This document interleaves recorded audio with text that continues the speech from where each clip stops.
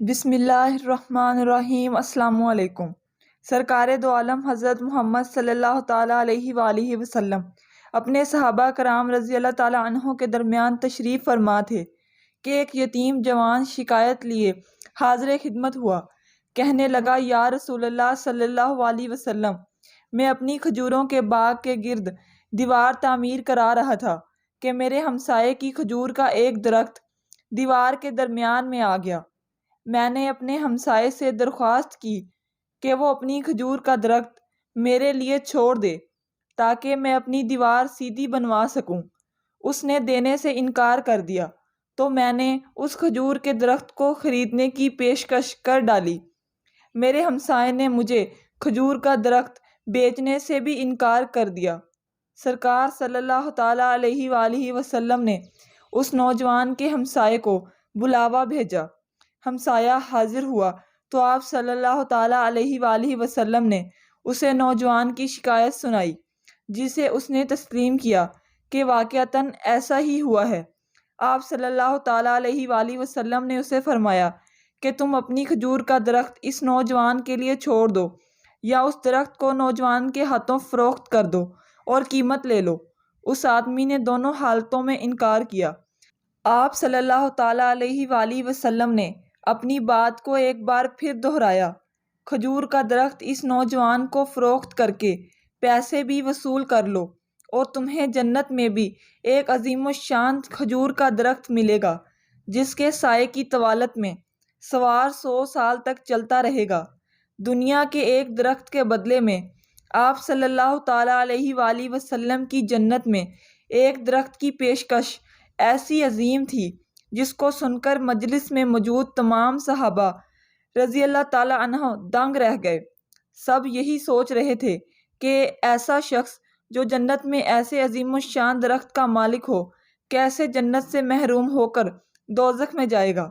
مگر وائے قسمت کے دنیاوی مال و متاع کی لالچ آڑے آ گئی اور اس شخص نے اپنے کھجور کا درخت بیچنے سے انکار کر دیا۔ مجلس میں موجود ایک صحابی ابو الدرداء رضی اللہ تعالیٰ عنہ آگے بڑھے اور حضور اکرم صلی اللہ تعالیٰ علیہ وآلہ وسلم سے عرض کی، یا رسول اللہ صلی اللہ علیہ وسلم، اگر میں کسی طرح وہ درخت خرید کر اس نوجوان کو دے دوں تو کیا مجھے جنت کا وہ درخت ملے گا؟ آپ صلی اللہ تعالیٰ علیہ وآلہ وسلم نے جواب دیا، ہاں، تمہیں وہ درخت ملے گا۔ ابو الدرداء رضی اللہ تعالیٰ عنہ اس آدمی کی طرف پلٹے اور اس سے پوچھا، میرے کھجوروں کے باغ کو جانتے ہو؟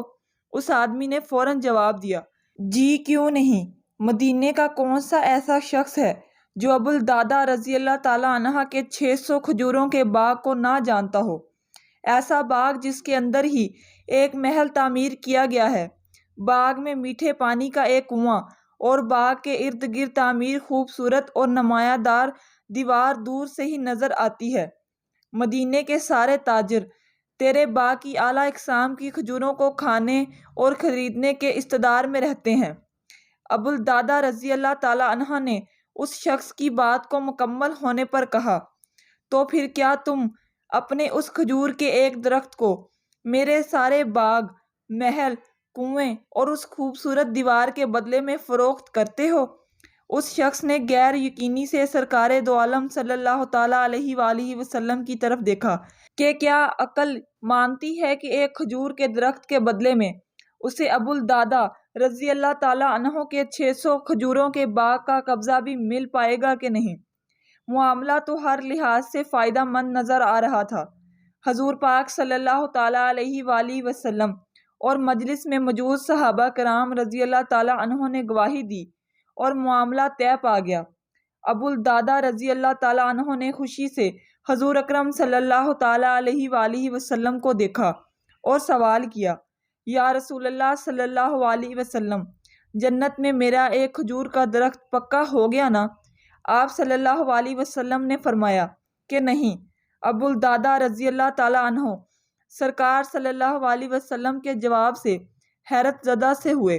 آپ صلی اللہ علیہ وسلم نے اپنی بات کو مکمل کرتے ہوئے کہا، جو کچھ فرمایا اس کا مفہوم یوں بنتا ہے کہ اللہ رب العزت نے تو جنت میں ایک درخت محض ایک درخت کے بدلے میں دینا تھا، تم نے تو اپنا پورا باغ ہی دے دیا۔ اللہ رب العزت جود و کرم میں بے مثال ہے۔ انہوں نے تجھے جنت میں کھجوروں کے اتنے باغات عطا کیے ہیں، کثرت کی بنا پر، جن کے درختوں کی گنتی بھی نہیں کی جا سکتی۔ ابو الدرداء رضی اللہ تعالیٰ عنہ: میں تجھے پھل سے لدے ہوئے ان درختوں کی کس قدر تعریف بیان کروں۔ آپ صلی اللہ تعالیٰ علیہ وآلہ وسلم اپنی اس بات کو اس قدر دہراتے رہے کہ محفل میں موجود ہر شخص یہ حسرت کرنے لگا، اے کاش وہ ابو الدرداء ہوتا۔ ابو الدرداء رضی اللہ تعالیٰ عنہ وہاں سے اٹھ کر جب اپنے گھر کو لوٹے تو خوشی کو چھپا نہ پا رہے تھے۔ گھر کے باہر سے ہی اپنی بیوی کو آواز دی کہ میں نے 4 دیواری سمیت یہ باغ، محل اور کنواں بیچ دیا ہے۔ بیوی اپنے خاوند کی کاروباری خوبیوں اور صلاحیتوں کو اچھی طرح جانتی تھی۔ اس نے اپنے خاوند سے پوچھا، ابو الدرداء کتنے میں بیچا ہے یہ سب کچھ؟ ابو الدرداء رضی اللہ تعالیٰ عنہ نے اپنی بیوی سے کہا، میں نے یہاں کا ایک درخت جنت میں لگے ایک ایسے درخت کے بدلے میں بیچا ہے جس کے سائے میں سوار 100 سال تک چلتا رہے۔